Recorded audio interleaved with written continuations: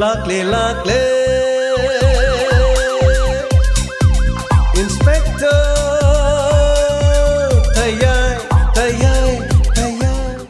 Ahanwa magtada Diamond Radio Channel gi Inspector Tayay Thaurom asibu tabiri basingu James Haigur jamna taramlok chobagaloinana ikoknona khurumjari ngasi su puduna laksari Diamond Radio Channel gi Inspector Tayay Sani ge tarahumdoi shubatankak Sanduk chari ba thaurom asi Hauzik hingliba natraga laikhidrba kanagumbaga karigumba hiram amatada mari lenajadi wari singasi wakhalna sagachabani masida lakpa wakat aikhoina logjaba ngamjaro masigi makha tarakpada Suraj mapa amadi mama amadi mahakki machanupi hatpagi damak Inspector Tayayna mahakki mathakta mapung phaba charset thangkalaki amadi drug ka konana pharaba Suraj ki mamanaba sing adusu court puthoraki order Hauzik mihatpa Suraj mahakki mathakta mama mapa amadi machanupi hatpagi damak mahak maralere mahakki sahi asi juvenile oidabana maram oiduna chapchaba mama mapa hatpagi amadi machanupi hatpagi seraga du phangba mahaku mapunchi supa sidriba phawba thabak subagi seraga du pire loinana case asida chenariba drug ka konana pharaba sing adu judicial custody da makhatana wahang pahangbagi ayaba pibaga loinana Makoibu tha ahum jail da leibagi ayabadu piri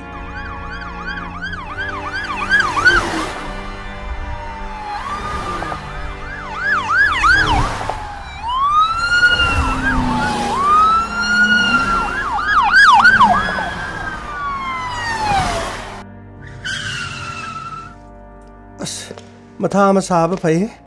masigi case loisilade haidana ko nahanagi mama mapa hat pa masa jail da leibado aidi pamdabani thori yanuna haladi kyam nuaigani ngasigi court ki rai si pen de da gamai adubu mapunchi chupa thabak subagi cherakti phangedana sir makoi se coronavirus na ba mi ga makoi ga kaama da punna thaminabdi kari gai sir adum makoi se adum virus naraga adum sina na ba gamai adu yaroine karam ba court bu madugi decision du kanana logadagi Laina ado makhoi sandoga makhoi digi mingo dong sandoradi laina se muthanabani ne tawrise sir krino ngasi di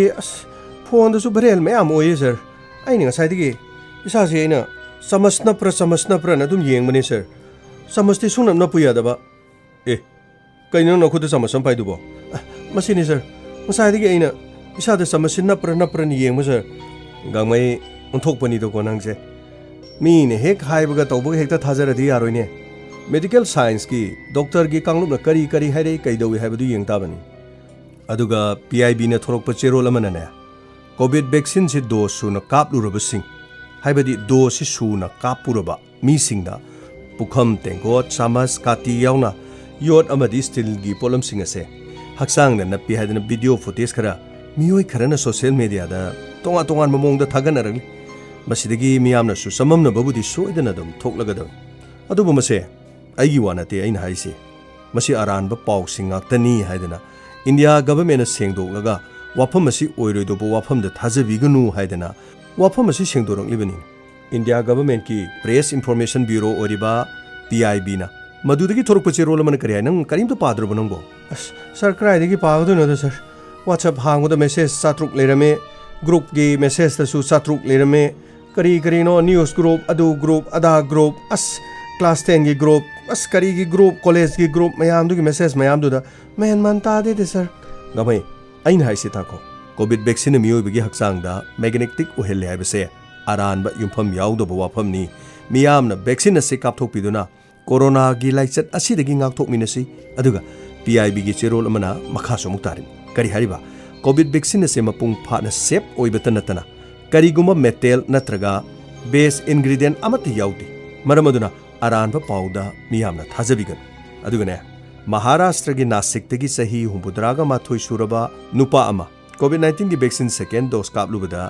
maduda coin amadi stin na chingba asi polom kaya napsili haibagi video footage ma internet ta thagatpadagi viral oibani maduda India gi lengaksina su yengsilibani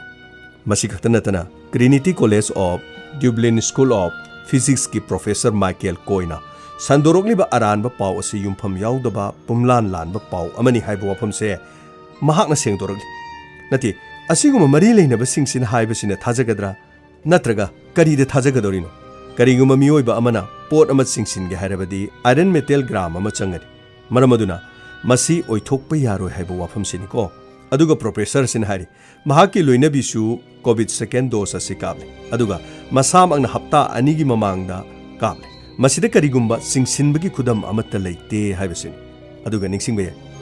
India gi oina vaccine drive ase January gi 13 dagi hodana ngasi phawba leptana satharakpadagi ahum suba phase yoksalaglabani ne as adu sir karino mkhoi mi karana nape na thagaliduna sir maduna karina napijano adu diga mai makhoi scan toroga check to batabani nabliba mi sing adu kari maram gi nablibano masada kari asoiba lei habadudi check toroga loina khangadabani mioi bagi haksangi saruksi sadongna saba ngatan yona saba matanati as aidi sir English film daga tawba mi singsin bagi sakti ga yawda du mai tawro jala khan mani ne sir gamai mari leina basina di seng dorogli dana miyamna ama hairi karino haibadu di chapcha badu asengba khangtar khangdringe dane karigumba aranba pawse viral yamna chale aduga achumba pawna viral chatpagi changse khara sol masi hongna san adubu doctor singna hariba amadi bharat sarkar na hariba PIB na hariba sing asidi aranbadi makhone di hairoi khale adubu yemina khisi nang na sadi amukak tani ngarang nahan kakiba aduga first dose kapu nang nongoda bu yoto naprane sir adu budi nap taba sir as aini khali ni go sir ai isa sini yot ka punap tana padi aina nongmai du kap ke tawdu nongmai du phat nap khradi sir as yek na bada kap tringe de sir phairing tureng kap seladi thangna ba pisak ta gamu paladi as nang na pisak pak pasi pai do ko adu gi na te de sir aina somda kap ke tor somda phat na chingseladi sir nongmai maru du sai na thang na kap khrga sir fas nongmai ma ton de gi sir ai gi pambom sina tap na khradi sir kam dongni ai di jajat khali ni ne sir yare adugi wado amuto ngako adom de yamna thajai gumsi ko amarom do budi sir na hariba thaja budi thaja de haiba bu sir chumdi man khreda krino khang ne da sir mi ne di som da brel poi do e ama khatang thaga lo ba ama somun na pe khang de da kana na mu as pokoi na pa mi sing do hayeng hospital de test tawni haire di amso corona manung sida muta lau yaroi ni ko as krino khang ne da aine khwaidi ngakpudi somdadi chamas kuma kari guma khara na pi khara na thagalakpudi krino mabuk tu su korphu na pasu yawini adu su as khangte da bamon gi chak thina bagi lai khudeng du su marai bakta na kadra khangdini kha angai ka arino sarga nanga ha ai ni devo as pisak na khangwai da na khoi di miyam na ngang na ri ba paw si su kri su dar moi do Karino mi na loini yo sabi ole hebdu nang khangdro kha angmei ka ana no ni yo sabi ole bo as nang di krisu khang mana ti ni Karino phone su nang di ki pe ni pai bu nang Karino as phone du nang su pesa phangi me am do tolo phang ka nang gi Karino Android apa pa ma lebi gi ne nang Android apa pa ma le ga Karino nang su me am gi paw si khara taw ne kha angmei oi roi da ba pa aroi da ba paw ta adau saro ki pesena khwai degi are kha angaba ki pesena khwai degi all the best is kurino all the best kai chhari ki pe na all the best already nangi di oigini ko nangi di do moigini nangi na sa do pik pani nangi phurkhau do phone pa ku da hapam si yaw de kurino nangak to bek ama yandra de hap ya roi ni khangi ni nangi kha angmei pho on the phone oina to augadaba ko phi ilam yenge ha airagana ti video khangaba ti video adaida ti video di engadaba na khoina phone chu opasidi na gan aduda ko ti ev aso obama thauri torga tha auri torga pu olaga hek tha adokpa as yare ge doge bichang nangbo ai ge wa ngana bisi nang di dom sangkat ta dong ngangi krino khang de nang ne dum sauro bro aina hai bisi bo kha angmei sa aubna atimi ma asidi aigi ma asagi ne khangabo ma asagi as yare da bisak krino aina matha sa bisi ga nang na maro la manang ga wari sana bisi de ko nang na matat pada ai su matat ta ke ta we bo ko as yare Nang karino nang duty labor taro. Kaya somata laite. Ngasi di karino. Sarti ay gisay do taraga. Kamanong nang haktang potaro kigeda. Rahul gi manak salaga. Ngrang sargi isay partu do taro kige. Rahul! Rahul! Rahul! Karino mi loy na magyosabi ng kray. Karino nang dinahan biksin kapudo din ang siyosabi na ng krabro. Kray din ang krabro nang go. Moy pabong. Nung pungan nga likay no torsibo. Nasano pisi. Ako'y na sumay na kaya ako'y na senado na laikini. Mama, kari di upale. Nung alam dahil sida tung kreda na. Aying so palang na banin. Uzamay ba doon ngayak tong potaraga hayo na sangkri. Nang bu, namito ngayak to su isindra bro. Moy pabong. Ay imid usin bagayati. Isano pisigi kalubada. Ay yam na wari. Ay karito ko dabano kante. Mama, ay ko'y nuhon na ribase. So'y din na may pala doon isi. Wazamay ba na ngarang lo'y hari dudro. Nasano pisi pupuho ka laga sa pra. Jom na haydra. Aduga, lahi amu ba man na kusyense na doon layri hari ni. Maduna isa si kawtok pa zani. Maduna mana yung tadoga jening ni basi. Masih dah parabadine. Ay wakan sila itara daw ni. Karam daw ni daw riside. Moy pabong. Aying mandi kaya law ba jano. Aying man gi matang du di manang rang hay du di. Ana ba paragalure. Nakoy na piba khara dum law gani hay.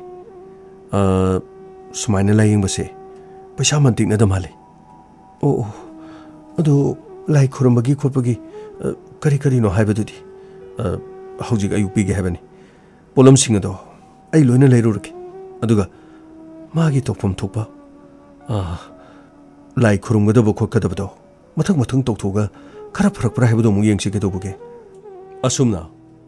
nupi masa dugi mama mapana mafam aduda mai badu thajabadigi layeng balaki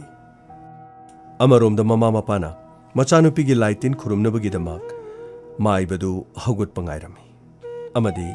mai badu hogalaki. Hayum sida.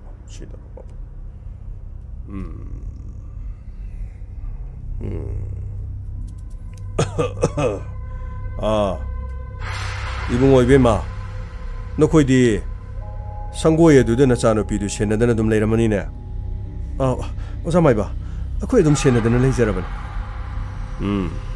Nakoy so waram lani. Ay su ngai hak mit asi sejet usilaga amurak anira khaktani tumniba. Ay su isa singa sidi inam nam. Nachano pi de sangliba tongliba lai amubase. Mi thawai bu lak pangamba. Thawai lak pini. Mahak pungak thukna na buhonabada. Ay ga mungna khibadana. Isa si pumtek tektana. Ay phawda sukwara basinadi. Nasanu pi asina saina si kayam khangangani. Ozamay ba. Magi laitin khurum nabagi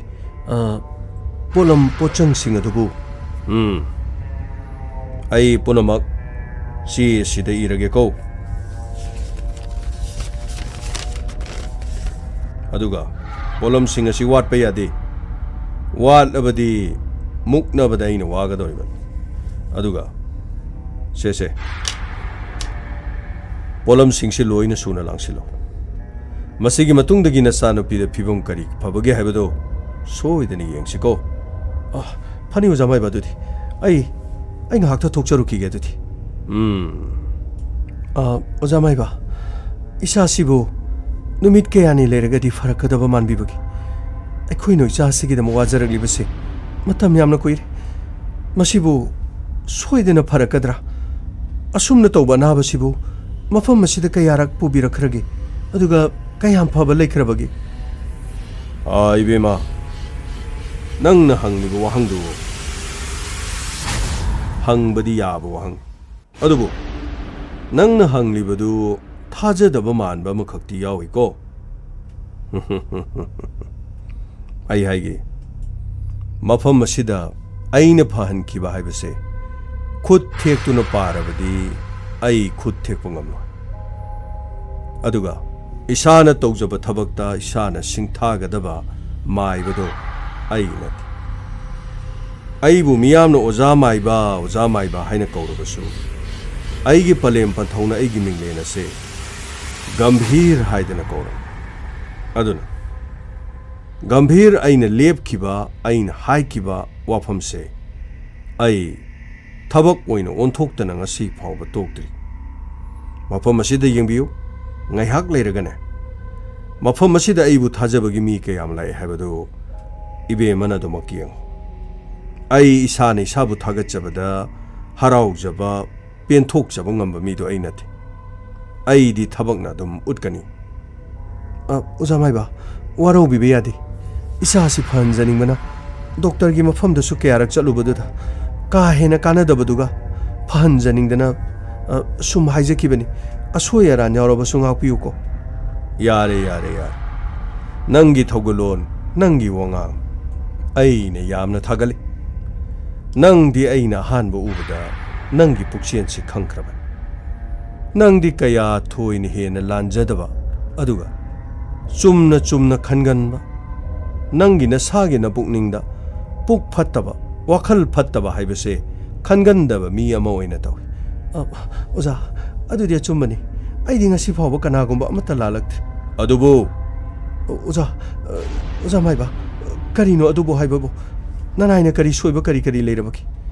ꯑꯗꯨꯕꯨ ꯋꯥꯐꯝ ꯑꯃꯗꯤ ꯅꯪꯉꯣꯟꯗ ꯍꯥꯏꯅꯤꯡꯉꯤ ꯑꯣꯖꯥ ꯃꯥꯏꯕ ꯁꯣꯏꯗꯅ ꯍꯥꯏꯕꯤꯌꯨ ꯑꯩ ꯊꯋꯥꯏ ꯇꯥꯅ ꯇꯥꯖꯔꯤ ꯅꯪꯅ ꯊꯋꯥꯏ ꯇꯥꯅ ꯇꯥꯕꯗꯨ ꯅꯠꯇꯦꯅꯦ ꯅꯪꯉꯣꯟꯗ ꯑꯩꯅ ꯍꯥꯏꯒꯗꯧꯔꯤꯕ ꯋꯥꯁꯤ ꯅꯪꯅꯗꯤ ꯊꯥꯖꯗꯕ ꯌꯥꯏ ꯉꯁꯤ ꯅꯪꯒꯤ ꯅꯆꯥꯗ ꯁꯨꯝꯅ ꯊꯣꯛꯀꯅꯤ ꯍꯥꯏꯕꯁꯤꯕꯨ ꯅꯪꯒꯤ ꯅꯆꯥꯁꯤꯅ ꯃꯥꯂꯦꯝꯗ ꯆꯤꯟꯖꯥꯛ ꯆꯥꯔꯛꯄ ꯃꯇꯝ ꯅꯨꯡꯁꯤꯅ ꯍꯪꯉꯥ ꯀꯞꯄ ꯃꯇꯝ ꯑꯗꯨꯗ ꯅꯪꯒꯤ ꯅꯆꯥꯁꯤꯕꯨ ꯉꯁꯤꯒꯤ ꯐꯤꯕꯝ ꯑꯁꯤ ꯂꯥꯛꯀꯅꯤ ꯍꯥꯏꯕꯁꯤ ꯅꯪꯕꯨ ꯈꯪꯈꯤꯕ꯭ꯔꯥꯅꯦ ꯑꯣꯖꯥ ꯃꯥꯏꯕ ꯑꯩ ꯃꯗꯨ ꯀꯔꯤꯃꯠꯇ ꯈꯪꯈꯤꯕ ꯂꯩꯇꯦ ꯑꯗꯨꯅꯤ ꯊꯥꯖꯗꯕ ꯀꯣꯝꯗ ꯉꯥ ꯂꯩꯕꯒꯨꯝ ꯅꯪꯒꯤ ꯄꯨꯟꯁꯤꯗꯁꯨ ꯅꯪꯅꯗꯤ ꯊꯥꯖꯕ ꯑꯗꯨꯒ ꯅꯪꯅꯗꯤ ꯈꯪꯗꯕ ꯅꯪꯒꯤ ꯏꯃꯨꯡꯗ ꯊꯧꯗꯣꯛ ꯊꯧꯔꯝ ꯈꯔ ꯊꯣꯛꯈ꯭ꯔꯦꯅꯦ ꯕꯦꯃꯥ ꯑꯣꯖꯥ ꯃꯥꯏꯕ ꯀꯔꯤꯅꯣ ꯍꯥꯏꯕꯤꯔꯤꯕꯁꯤꯕꯨ ꯑꯁꯦꯡꯕꯗꯨ ꯍꯦꯛꯇ ꯇꯥꯛꯄꯤꯌꯨ ꯑꯩꯈꯣꯏꯅ ꯆꯨꯝꯊꯣꯛꯆꯕ ꯁꯦꯝꯗꯣꯛꯆꯕ ꯌꯥꯕ ꯂꯩꯔꯗꯤ ꯑꯩꯈꯣꯏ ꯄꯨꯝꯅꯃꯛ ꯍꯣꯠꯅꯖꯈꯤ ꯑꯗꯨꯅ ꯌꯥꯔꯣꯏ ꯋꯥꯐꯝ ꯑꯁꯤ ꯃꯤ ꯁꯤꯟꯅꯕ ꯌꯥꯕ ꯋꯥꯐꯝꯅꯤꯅꯦ ꯑꯣꯖꯥ ꯃꯥꯏꯕ ꯀꯔꯤ ꯋꯥꯐꯝ ꯑꯣꯏꯔꯕꯅꯣ ꯍꯦꯛꯇ ꯍꯥꯏꯕꯤꯌꯨ ꯀꯩꯗꯧꯕꯒꯤ ꯑꯩꯈꯣꯏꯅ ꯈꯪꯖꯕ ꯑꯗꯨꯒ ꯑꯩꯈꯣꯏꯅ ꯂꯥꯟꯈꯤꯕ ꯀꯔꯤ ꯂꯩꯕꯅꯣ ꯍꯦꯛꯇ ꯇꯥꯛꯄꯤꯌꯨ ꯂꯣꯏꯅꯃꯛ ꯁꯦꯝꯗꯣꯛ ꯁꯥꯗꯣꯛꯅꯅꯕ ꯄꯨꯝꯅꯃꯛ ꯍꯣꯠꯅꯖꯒꯦ ꯂꯥꯛꯂꯤꯕ ꯈꯨꯗꯣꯡꯊꯤꯕ ꯄꯨꯝꯅꯃꯛ ꯑꯩꯅ ꯉꯥꯛꯊꯣꯛꯀꯅꯤ ꯑꯗꯨꯒ ꯑꯩꯅ ꯍꯥꯏꯒꯗꯧꯔꯤꯕ ꯋꯥꯁꯤ ꯑꯩ ꯑꯃꯗꯤ ꯅꯪ ꯈꯛꯇꯒꯤ ꯃꯔꯛꯇ ꯑꯣꯏꯒꯗꯕ ꯋꯥꯅꯤ ꯋꯥꯐꯝ ꯑꯁꯤꯗ ꯅꯪꯅ ꯅꯥꯀꯣꯡ ꯑꯅꯤ ꯁꯨꯕ ꯇꯥꯔꯕ ꯑꯗꯨꯒ ꯃꯐꯝ ꯑꯅꯤ ꯁꯨꯅ ꯋꯥ ꯍꯥꯏꯕ ꯇꯥꯔꯕꯗꯤ ꯅꯪꯒꯤ ꯅꯆꯥꯅꯨꯄꯤꯁꯦ ꯑꯅꯥꯕ ꯂꯥꯌꯦꯡꯕ ꯑꯩꯗꯤ ꯉꯝꯂꯣꯏ ꯑꯣꯖꯥ ꯃꯥꯏꯕ ꯀꯔꯤꯅꯣ ꯍꯥꯏꯕꯤꯔꯤꯕꯁꯤꯕꯨ ꯋꯥꯐꯝꯗꯨꯕꯨ ꯑꯩꯅ ꯉꯝꯖꯕ ꯑꯣꯏꯔꯕꯗꯤ ꯑꯩ ꯁꯣꯏꯗꯅꯃꯛꯀꯤ ꯑꯩ ꯋꯥꯐꯝ ꯑꯗꯨ ꯌꯥꯖꯒꯦ ꯅꯪꯅ ꯉꯝꯖꯕ ꯍꯥꯏꯕꯕꯨ ꯌꯥꯝꯅ ꯂꯥꯏꯈ꯭ꯔꯕ ꯄꯣꯠꯅꯤꯗ ꯑꯣꯖꯥ ꯃꯥꯏꯕ ꯍꯥꯏꯕꯤꯌꯨ ꯋꯥꯐꯝꯗꯣ ꯍꯥꯏꯕꯤꯌꯨ ꯏꯁꯥꯒꯤ ꯄꯨꯟꯁꯤꯕꯨ ꯐꯒꯗꯕ ꯑꯣꯏꯔꯕꯗꯤ ꯑꯩ ꯋꯥꯐꯝꯗꯣ ꯀꯔꯤꯅꯣ ꯍꯥꯏꯕꯗꯣ ꯑꯩ ꯇꯥꯖꯒꯦ ꯋꯥꯐꯝ ꯑꯗꯨꯗꯤ ꯑꯁꯤꯅꯤ ꯅꯪꯒꯤ ꯅꯄꯨꯔꯣꯏꯕꯁꯤ ꯅꯪ ꯈꯪꯗꯅ ꯀꯔꯤꯒꯨꯝꯕ ꯑꯔꯣꯟꯕ ꯊꯕꯛ ꯈꯔꯗꯤ ꯃꯍꯥꯛ ꯇꯧ ꯃꯗꯨꯅ ꯃꯍꯥꯛꯅ ꯁꯣꯏꯈꯤ ꯂꯥꯟꯈꯤꯕꯁꯤꯡ ꯑꯗꯨꯅ ꯃꯗꯨꯅ ꯃꯔꯝ ꯑꯣꯏꯔꯒ ꯅꯪꯒꯤ ꯅꯆꯥ ꯀꯣꯛꯍꯟ ꯂꯥꯍꯦꯟ ꯑꯣꯏꯔꯤꯕ ꯅꯆꯥ ꯅꯨꯄꯤ ꯑꯁꯤꯗ ꯂꯥꯏ ꯑꯃꯨꯕꯁꯤꯅ ꯇꯣꯡꯗꯨꯅ ꯐꯝꯗꯨꯅ ꯂꯩꯔꯤꯕꯅꯤ ꯃꯁꯤ ꯄꯨꯝꯅꯃꯛꯁꯤ ꯅꯪꯒꯤ ꯅꯨꯄꯥꯅ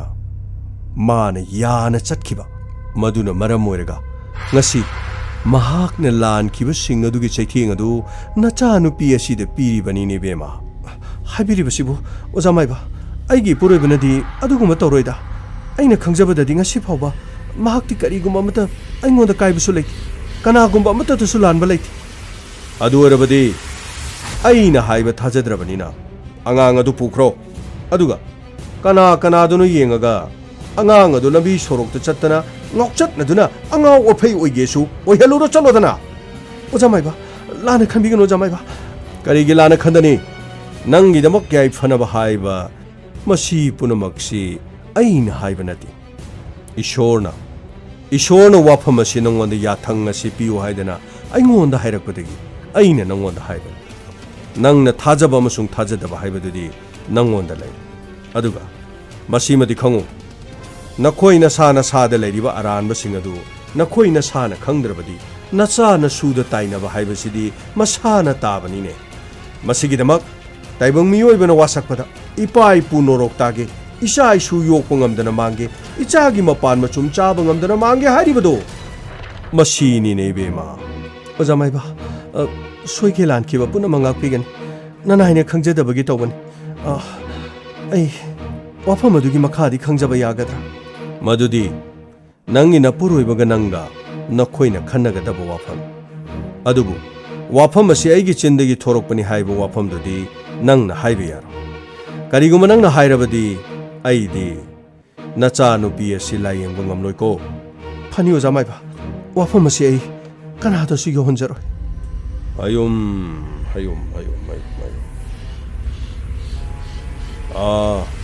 laitin khoramadu ma laga hairoko ai somda thabak ama khaktang loisinge ko phani ojamai ba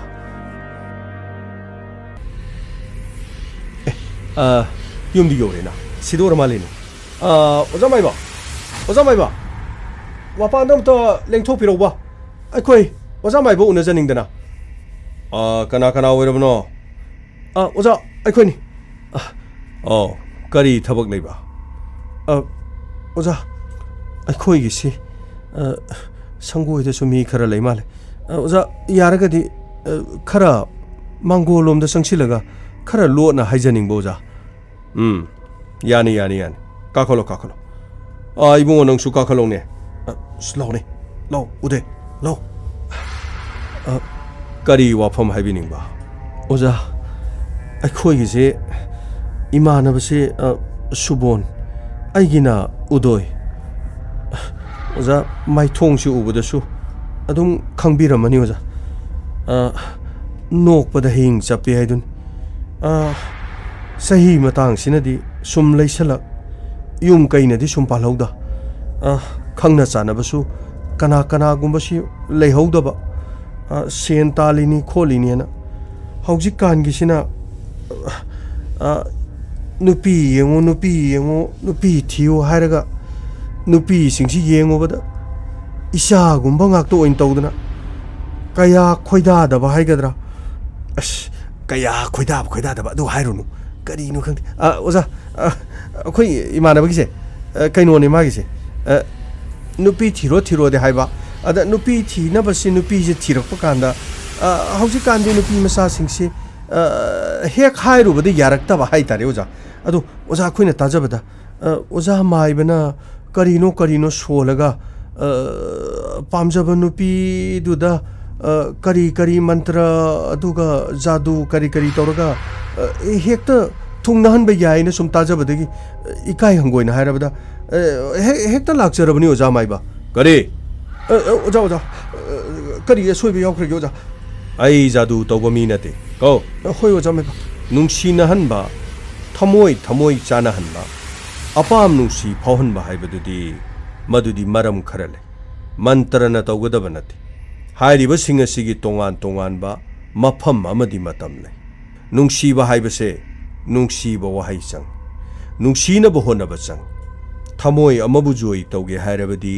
thamoi adubu yanananbagi damak sinba khara changine adu natrabadi nupi naga yaba pangya yaro oza adu noram tare akhoi imanaba makhada yamna mugraba yamna thigraba nokpadane asatna nokpada yubi charong ama satna mayada tingtokpaga chap mane numidangdudi oza toslai yaudrsu yajani adugo oza mana thungnadana ka lauriba nupidudi bala kacha soma kacha kanagi biju kacha pumlama kacha re kacha pulam kacha ni ko oza yare ni point ta saloni nang gir karino ngai khoba subon nang ni kai dorage nang ni nupi phangnabani no honari se kaino hajibo nangi yaudro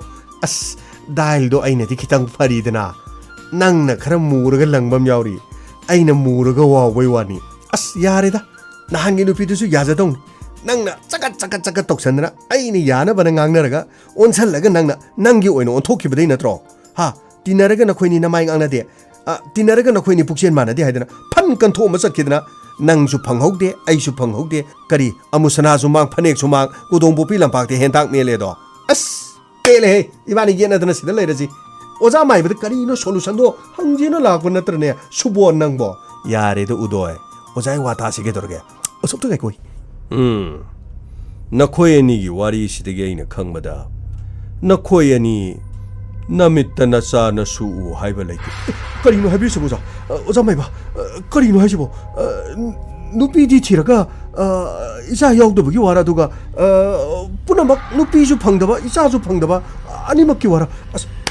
오자 마이바 플리즈 솔루션 엄토 부토피오 솔루션 엄토 부토피오 엄청 아이 고무도 낭 이노 나코이기 라시에두다 누피 땀다바두나 앙앙 땀다바니 콰이데기 파바디 나코이시 마팜 마시다 아자 부자 카라 떠우두나 타우니 이자라바디 뽀노막두 홍락바수 야이 마시 나트라가나 나코이나 까나 마차 마수 카라 얌나 뽀ක්pa 이몽다기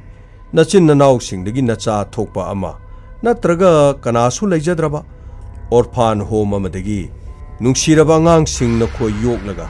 namitta na sa sangna yoksabadi iyagani as karino habirisibo ojamaiba akhoina laksarisiga aduga akhoina taba pawga karino akhoina pamjabadu se ojana thau toraga pamjaba nupi du tup na tharaga nupi duna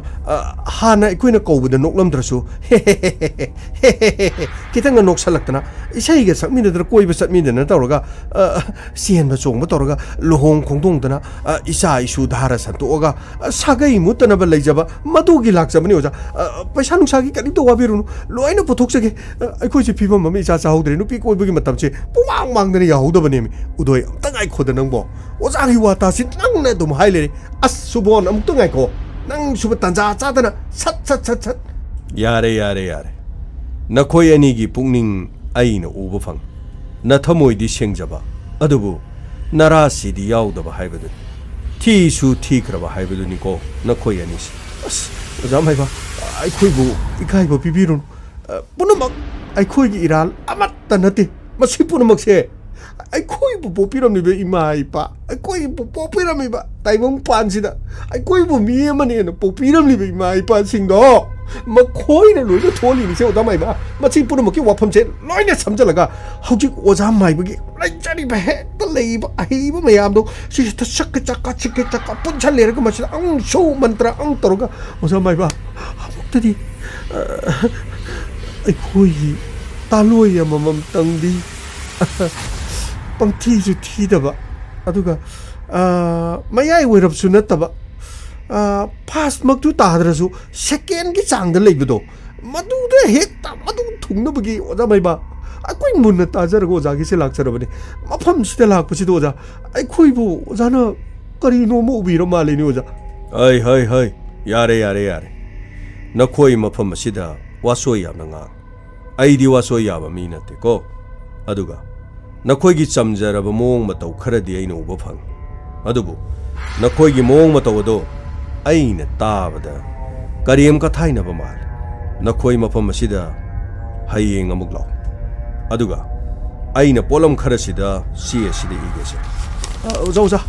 phajani bi oja polam singdo amat tawatna pujarke charararara torgani oja yaragadi polam singdo ani lonjalasu ye nupi singdo sat khar thuna yana na ba as udoi amta ngai kho ojana hairi somda nangna pangang dangang jali ojana hai judro kariem ko thaina ba mali hai judro as subon la isi nupi thibagi lakpani ko mareget ma lakpanati ada thonga dangana si as ke anta adre aise nahan adi nupi di phangjadong nanga tinarubadagi na ai khange ish adunara aina somda khara yana lena nupi do nangna message thajalamdar kaina gibdo ha as yare to omi amta ojagi polam siam te I balo hen gi chemi as se sigi polam singse masi hayeng puruga law ayukta aduga hariba polam singa sigi matungina nakhoina tawgadaba thabak singdo ꯑꯩꯅ ꯂꯣꯏꯅ ꯇꯥꯛꯀꯅꯤ ꯆꯠꯂꯣ ꯆꯠꯂꯣ ꯆꯠꯂꯣ ꯆꯠꯂꯣ ꯑꯣꯖꯥ ꯄꯩꯁꯥ ꯗꯈꯤꯅꯥ ꯀꯌꯥ ꯄꯤꯖꯔꯝꯒꯗꯕ ꯑꯣꯖꯥ ꯑꯩꯗꯤ ꯗꯛꯁꯤꯅꯥ ꯂꯧꯗꯦ ꯅꯈꯣꯏꯅ ꯉꯝꯖꯕ ꯌꯦꯡꯃꯜ ꯈꯔ ꯄꯤꯔꯝꯂꯒ ꯂꯣꯏꯔꯦ ꯑꯗꯨꯁꯨ ꯅꯈꯣꯏꯒꯤ ꯊꯕꯛ ꯑꯁꯤ ꯃꯥꯏ ꯄꯥꯛꯂꯕ ꯃꯇꯨꯡꯗ ꯑꯣꯖꯥ ꯁꯤꯗ ꯈꯔ ꯊꯝꯖꯔꯝꯃꯒꯦ ꯑꯣꯖꯥ ꯁꯤ ꯑꯣꯖꯥ 5,500 ꯈꯛꯇꯅꯤ ꯑꯣꯖꯥ ꯁꯤ ꯊꯝꯖꯔꯦ 어자 어자 좀 이쇼르기 맞대니 좀 간절하고 어자 닥치나 나트라서 어자 야래 야래 चलो चलो चलो चसिलो कयादि पांगदबा अदुगा मखोइगी मोंग मतौ सिददि नुपी आंगांगना याबा हाइबदुदि खरा वागन उन्थोकपनिदा कइनो नंगना ओजाना सोमदा कन्नै माइबदुन इरिबो पोलमदो डबल चलुगा अदुगा करिनो मिनं कारण तुरन पंगांगदा ngangiदुबो अस सुबोन नंगनदि कइनो खलिबा ओजा माइबदुना चिंदा कोथा nganglि दुद्रो मादो पावर शक्ति खरा लेबा मिनि हाइरिङै दुद खरा हायौद्रदि नंबो हयें इबानिगी नुपी सेमबिदि सेमगा अस नुपाना चौबुदि चौबनि नुपीदुन हयें मयादो चौरगा फांग खिगलअदि हयें अस लोइनि है इबो लेतुम धारोरगा इबानिगी मित्त फजहलमगा ओनथोरा कांदे इरोय मची सिमाय कोनबदों तौ लेरमदि युम थादो सखिबदि युमदे हंजलोइको अस अदु थोक्तनब नत्रो लाई खुरुम लाइसिबो फजनो जामाय बताना लाइसि अदुगुमदु येंसि करी तौजेन लाइनेबा नति ओजा अदुना ताक्त्रिङि नंगना पंगांगदा ngangjaleba अस यारे सुबोन लपोलम दai रोसिलो हयेंने ओजा माइबदुगी मंत्रदुगी मतुंगदगिदिने करी लाई हेबदु येंगसि अस नामुक्सु इतैमा समाजकी होइदा नुपी सेनबिने तिंगिबा पैसा मयामदु पामुग्रेदा खेलगा पनाम लौगिमनि अदु पोरो अदा पोरो अस मोमो सानिंगे चिकन राइस सानिंगे अदु फास्ट फूड की अदु अदागी ओके होटेल की अस खुदोबसु सनासु लिक्सु साहलिबा अदुगदि मसामते यौरमदेनि ममै थंग पैसादु थौरुरगना उपाय लेते पैसा सिनिंगा लेते मसा ओइन पुगेसु पुरो हाइरेनि अस मदु तादना तोकनिको ममा आई ले होय पोलम सुनो फंबिरब्रो लोइना फंगे पोलम सिंगसे थिबदा मतम सि यामना होग्रे ओजा माइबदि क्राइ सख्रबा लेखिबने ए उदिना क्राइ लेजानो पोलम सिंगसे लोइना लेरे हाइदना मंगोदमदा पिगे दबनिने मी यामना लापनि ओजा माइबसे मिनि यामना थाजबजानि आइने नोंदा हाइदुदि ओजा माइबसे यामना थाजबनि यामना फबनि हाइदना मादि असेंबा लोइना हाइरकपनि असेंबा यामना हाइ अदुना मीनदि खंगरोइना खनबा अदुगा मी सिंगसिना अरोनबा थबक तौबा सिंगसे मसिसु मादि लोइना सत लोइना हाइदोको ngमंगनिको करिनो हाइसिबो नंगी वाफमसिबो मोय पाबो आइदि हौजिकानसे मी मता थाजरक्त्रे कइनो नंग हाइदुबो आइना पोचैसि लेबा चलुबसिदा नंग नेंगोंदा करि चिंगनबा लेरिगे नत्रगा नंगना वादो इंगोंदा करिनो हाइनिंगिदो से मीगी मयुम सिदने नंग खाली वखंदु करिनोबा हा करिनोबा मोय पाबो आइदि ngasi phawbada moy pabungda kariguma minamba matta leiti moy pabo sengna mukta habiun ichano pina taribada sase moy pabungna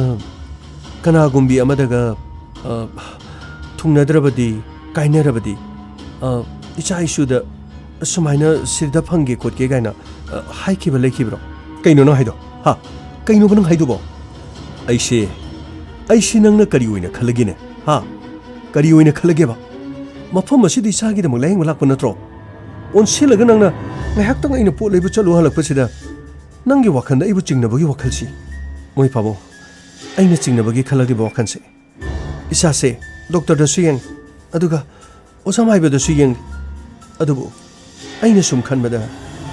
mama mapa na karigumba aran ma thabak torabadi masa sing da so siguma se yamna thoi hai asiguma thodok sing ase yamna thoi hai aduna ai singnabase sum phorok moi pabo ngasi phawbadi aidi moi pabungda minam khiba leiti kariguma lan khiba mata su leiti aduga moi pabo इचानुपीदा तारिबा दशासे मोई पाबुंगना कनागुमगी मफमदा वासक्खिबा नत्रगा इचा इशुदा fungi हाइदना करिगुंबा वासक्खिबगी खोंफंग खोंथांग लेरबदी मोई पाबुंग सेंगना मुक्ता हाइबियो सेंगना मुक्ता हाइबियो महाकदु कनानो महाकी मफमदा चलगा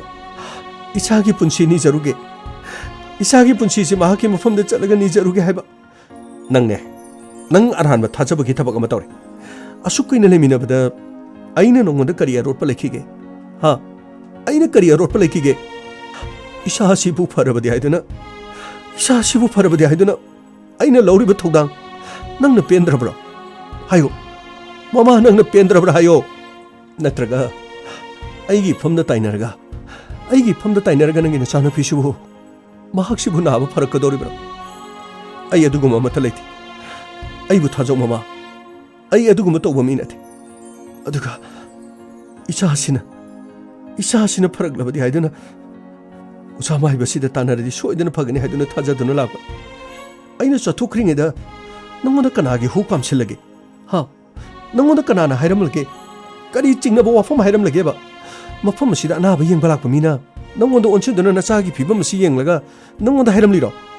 हायो अइंगोंदा करिगी लोलिनो मोई पाबो अइंगोंदा कनाना करिसो हाइदि ओ नंगैगा लेमिनरिबा नंगैगा पुंसी चुप्पगी हक्चांगा थवाइगनि खंदुना लेमिनरिबसिना अइना हाइबा वाबुना नंगना थाजद्रगा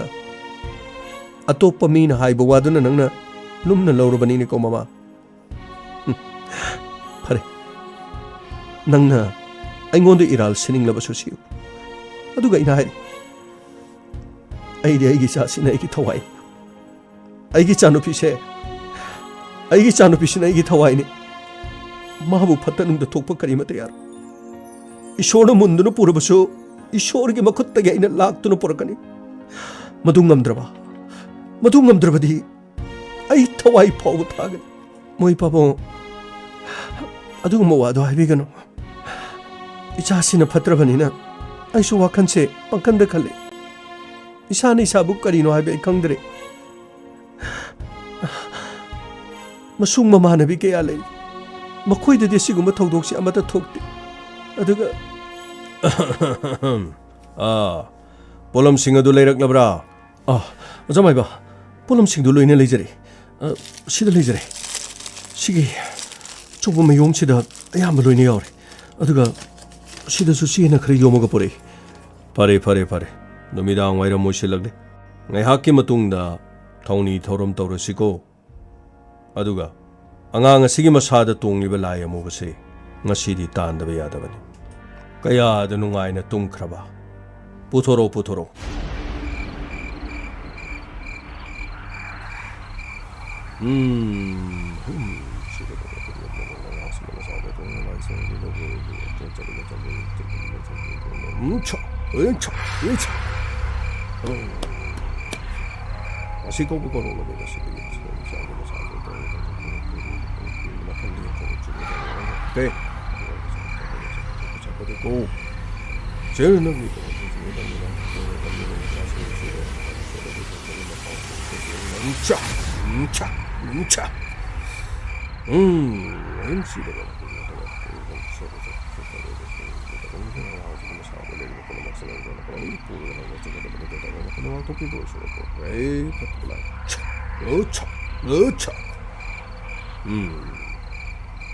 angang asi hauju phawdi anabsi howdrene ko khoyu jameba aina sailak ko gisu mahakse tumdana dum lei aina pitho haiba aina semba hidak mahidu di pithak panatra mama nang ngasai nuthil dum pithak panatra khoyu jamaiba adum loina pithak sei pare ngasigidi thawni thoram se matang asida lor masigi matungda tawgudaba thabak kya wali haujikti nakhoigi leifam adu da mung leirasilo lawa bema se bema namitu pango se mama hodoron adum thangaga chalase lo chasilo ꯑꯁꯨꯝꯅ ꯃꯥꯏꯕ ꯑꯗꯨꯒꯤ ꯏꯃꯨꯡꯗ ꯑꯉꯥꯡ ꯅꯨꯄꯤ ꯃꯆꯥ ꯑꯗꯨ ꯂꯥꯌꯦꯡꯕ ꯂꯥꯛꯄꯗ ꯂꯥꯏꯁꯣꯟ ꯇꯤꯟꯁꯣꯟ ꯇꯧꯗꯨꯅ ꯂꯥꯏ ꯈꯨꯔꯨꯝꯕꯒꯤ ꯊꯧꯔꯝ ꯄꯥꯡꯊꯣꯛꯈꯤ ꯃꯔꯛ ꯑꯁꯤꯗ ꯃꯥꯏꯕ ꯑꯗꯨꯅ ꯑꯉꯥꯡ ꯅꯨꯄꯤ ꯃꯆꯥ ꯑꯗꯨꯒꯤ ꯃꯃꯥ ꯑꯗꯨꯗ ꯑꯉꯥꯡ ꯑꯗꯨꯅ ꯅꯥꯔꯤꯕ ꯑꯁꯤ ꯑꯄꯣꯛꯄ ꯃꯄꯥꯅ ꯑꯔꯣꯟꯕ ꯊꯕꯛ ꯈꯔ ꯇꯧꯕꯗꯒꯤ ꯑꯉꯥꯡ ꯑꯁꯤꯅ ꯁꯤꯒꯨꯝꯕ ꯂꯩꯅꯥ ꯑꯁꯤ ꯅꯥꯕꯅꯤ ꯍꯥꯏꯗꯨꯅ ꯃꯥꯏꯕ ꯑꯗꯨꯅ ꯍꯥꯏꯈꯤꯔꯝ ꯑꯉꯥꯡ ꯑꯗꯨꯒꯤ ꯃꯃꯥꯅ ꯋꯥꯐꯝ ꯑꯗꯨ ꯃꯄꯥꯗ ꯍꯧꯗꯣꯛꯂꯕꯁꯨ ꯃꯄꯥꯅ ꯁꯦꯡꯗꯣꯔꯛꯂꯤꯕ ꯋꯥꯐꯝ ꯑꯗꯨꯅ ꯃꯍꯥꯛ ꯊꯥꯖꯕꯗꯤ ꯉꯝꯂꯝꯗꯦ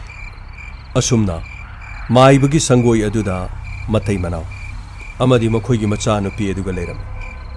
ꯑꯁꯨꯝꯅ ꯅꯨꯄꯤ ꯑꯗꯨꯁꯨ ꯋꯥꯈꯜ ꯈꯟꯅ ꯈꯟꯅ ꯑꯍꯤꯡ ꯑꯗꯨ ꯃꯍꯥꯛ ꯇꯨꯝꯊꯕ ꯌꯥꯗꯅ ꯂꯩꯔꯝꯃꯤ ꯑꯉꯥꯡ ꯑꯗꯨꯒꯤ ꯃꯄꯥ ꯑꯗꯨꯁꯨ ꯋꯥꯈꯜ ꯈꯟꯗꯨꯅ ꯉꯁꯤ ꯀꯔꯤꯒꯤꯗꯃꯛ ꯃꯍꯥꯛꯀꯤ ꯅꯨꯄꯤꯅ ꯁꯤꯒꯨꯝꯕ ꯋꯥꯍꯩꯁꯦ ꯍꯥꯏꯔꯛꯂꯤꯕꯅꯣ ꯍꯥꯏꯗꯨꯅ ꯎꯪꯗꯨꯅ ꯑꯗꯨꯃꯛ ꯂꯩꯈꯤꯔꯝꯃꯤ ꯑꯃꯔꯣꯝꯗ ꯑꯍꯤꯡ ꯇꯥꯡꯂꯧ ꯊꯤꯡꯖꯤꯜꯂꯛꯄ ꯃꯇꯝꯗ ꯀꯅꯥꯅꯣ ꯀꯔꯤꯅꯣ ꯍꯦ ꯃꯃꯥ ꯇꯥꯕ꯭ꯔꯥ ꯍꯧꯖꯤꯛꯀꯤꯗꯨ ꯀꯔꯤꯅꯣ ꯀꯔꯤꯅꯣ ꯈꯪꯗꯤꯌꯦ ꯃꯃꯥ ꯀꯅꯥꯅꯣ ꯁꯤꯕꯣ ꯀꯔꯤꯅꯣ ꯀꯔꯤꯅꯣ ꯇꯥꯔꯤ ꯃꯈꯣꯟꯁꯤꯕꯣ ꯀꯔꯤꯅꯣ ꯁꯤ ꯇꯥꯔꯤꯁꯤꯕꯣ ꯃꯣꯏ ꯄꯥꯕꯨꯡ ꯀꯔꯤꯅꯣ ꯁꯤꯕꯣ ꯀꯅꯥꯅꯣ ꯁꯤꯕꯣ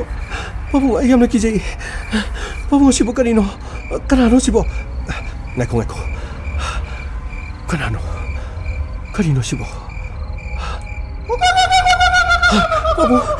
ꯄꯥꯕꯨꯡ ꯌꯥꯝꯅ ꯀꯤꯖꯩ ꯄꯥꯕꯨꯡ ꯀꯔꯤꯅꯣ ꯁꯤꯗꯤ ꯉꯥꯏꯈꯣ ꯑꯣꯖꯥ ꯃꯥꯏꯕ ꯀꯧꯒꯦ ꯀꯔꯤꯅꯣ ꯇꯧꯔꯤꯁꯤꯕꯣ ꯃꯐꯝ ꯑꯁꯤꯗ ꯑꯣꯖꯥ ꯃꯥꯏꯕ ꯑꯩ ꯁꯤꯗ ꯂꯩꯅꯦ ꯀꯔꯤꯅꯣ ꯑꯣꯖꯥ ꯁꯤꯗ ꯂꯩꯕꯤꯔꯝꯃꯤꯁꯤ ꯀꯔꯤꯒꯤꯅꯣ ꯍꯧꯖꯤꯛ ꯅꯣꯛꯈꯤꯕ ꯃꯈꯣꯟ ꯑꯗꯨ ꯇꯥꯕꯗꯒꯤ ꯑꯩꯁꯨ ꯊꯣꯛꯂꯛꯂꯤꯕꯅꯤꯅꯦ ꯑꯗꯨꯕꯨ ꯀꯔꯤꯁꯨ ꯀꯤꯒꯅꯨ ꯅꯪꯒꯤ ꯑꯉꯥꯡ ꯑꯁꯤꯒꯤ ꯃꯁꯥꯗ ꯇꯣꯡꯂꯤꯕ ꯂꯥꯏ ꯑꯁꯦ ꯑꯆꯝꯕ ꯂꯥꯏ ꯅꯠꯇꯦ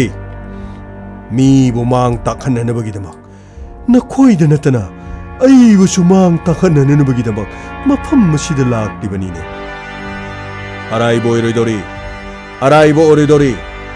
ꯑꯩ ꯂꯩꯔꯤꯉꯩꯗ ꯀꯔꯤꯁꯨ ꯋꯥꯔꯅꯨ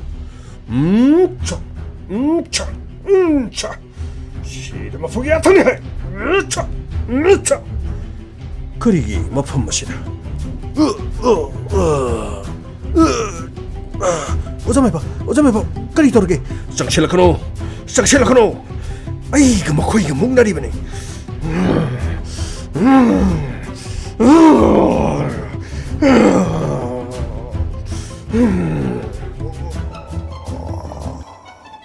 ꯑꯣꯖꯥ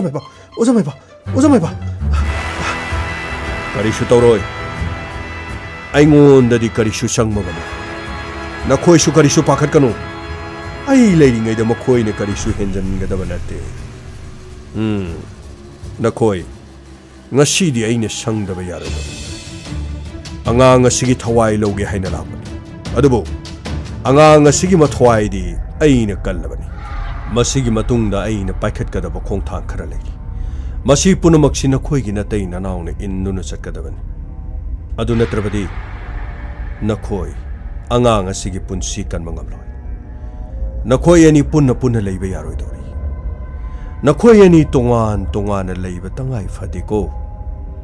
ꯅꯈꯣꯏ ꯑꯅꯤ ꯅꯛꯁꯤꯟꯅꯔꯕꯗꯤ ꯑꯉꯥꯡ ꯑꯁꯤꯕꯨ ꯍꯥꯀꯟ ꯆꯪꯗꯨꯅ ꯐꯠꯇ꯭ꯔꯕ ꯂꯥꯏ ꯑꯁꯤꯅ ꯑꯉꯥꯡ ꯑꯁꯤꯒꯤ ꯃꯊ꯭ꯋꯥꯏ ꯂꯧꯅꯕ ꯍꯣꯠꯅꯒꯗꯧꯔꯤ ꯑꯣꯖꯥ ꯃꯥꯏꯕ ꯄꯨꯝꯅꯃꯛꯇꯨ ꯇꯥꯛꯄꯤꯌꯨ ꯑꯩꯈꯣꯏ ꯂꯣꯏꯅ ꯏꯟꯖꯒꯦ ꯀꯔꯤꯅꯣ ꯍꯥꯏꯕꯗꯨ ꯇꯥꯛꯄꯤꯌꯨ ꯉꯁꯤꯒꯤꯗꯤ ꯑꯩꯒꯤ ꯃꯥꯡꯒꯣꯜꯁꯤꯗ ꯂꯩꯌꯨ ꯑꯩꯁꯨ ꯃꯐꯝ ꯑꯁꯤꯗ ꯂꯩꯒꯅꯤ ꯑꯗꯨꯒ ꯍꯌꯦꯡ ꯑꯩꯅ ꯀꯔꯤ ꯇꯧꯒꯗꯕꯅꯣ ꯍꯥꯏꯕꯗꯨ ꯁꯣꯏꯗꯅ ꯇꯥꯛꯀꯅꯤꯀꯣ ꯐꯅꯤ ꯑꯣꯖꯥ ꯃꯥꯏꯕ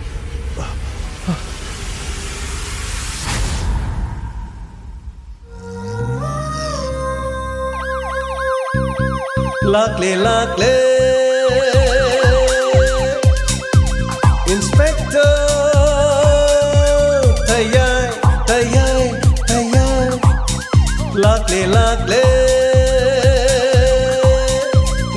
Lakle Inspector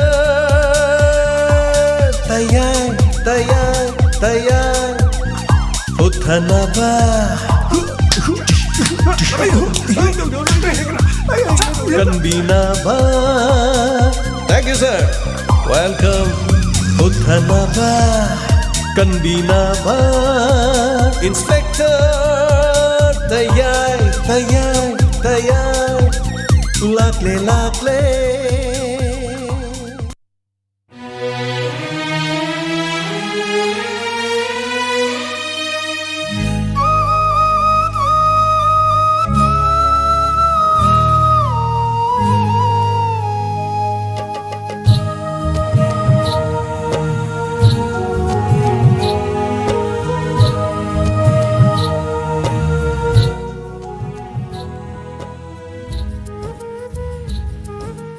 Tagacharing asigi Inspector Tayay Chani Gatraum do Shubatangkak Tabiri Basing. Asigi Tangkak Tabira Gadong Itamoy de Karifawi Bagi feedback amadi comment preview. Loinana Asigi birthday Tariba Luxi Zaraba Chinao Sagol Sem Toy Basing, son of Lakpati and Gandhamani Wangu Parking Maka. Many happy returns of the day. Sagol Sem Thauba Singh, Sagol Sem Thauba. Thank you so much. Koigi adongi birthday gi sarugama as a part of your birthday. Koina lauk thokjaba fangjaba sigi damak palem pataugi seba matom lom na tobo ibiu sagai na taigi ponomaki tola tarba singi mating pangba ngambo ibiu loinana kodong tiba ponomaktigi taibang mapuna ngak thokpibo isunu masigi Asigumlaba ipong na si masing langamda na saruk yabang ambo ibiu hani sorgi mafam da nijeri.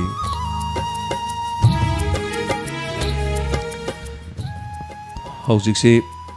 nasigi tangkak sige hai tare nong siyam kana tare. Tagachari nongi sound jina. So ngasigi Alice Penau mahan mamakta da ngasigi live ti hanan sang birakiba so Mayam Panumak, Masigi Tangkak Sikari Pawi, Robert Motum Ningtauja.